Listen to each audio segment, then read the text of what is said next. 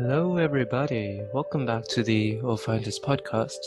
My name is Madhav Malhotra, and I'll be your host on this rather unique part of the internet. Today, it is March the 4th, 2021, and I want you to imagine that you're going about your day, it's the afternoon, you might be outside driving to work, you might be taking a walk or jogging, and it's a particularly sunny day.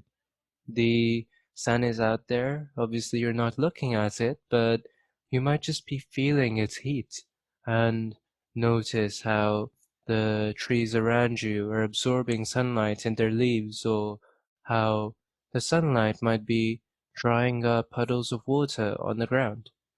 Today, when I went on my run, this was the situation that greeted me when I had the first day since the Canadian winter had started, where I actually could run without my jacket on. It was finally that warm.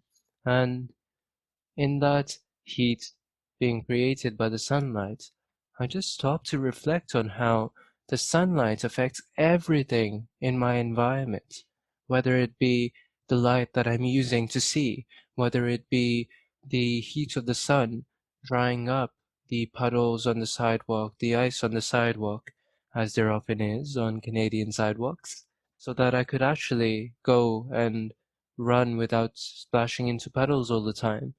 But if I really stop to think about it, the moment that really made me feel amazed and awe was when I thought about how the sun has existed for longer than the earth, so billions and billions of years, which makes for hundreds of billions of sunrises and sunsets that have existed throughout time.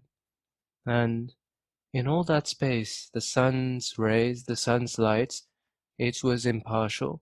It wasn't wrapped up in the life that existed on one planet, and it certainly isn't wrapped up in just my life and my trivial affairs that I'm so concerned about these days. It made me think about how before I was here, before we were here as humans, the sun continued to rise, and after all of our trivial problems have passed away, the sun will still continue to rise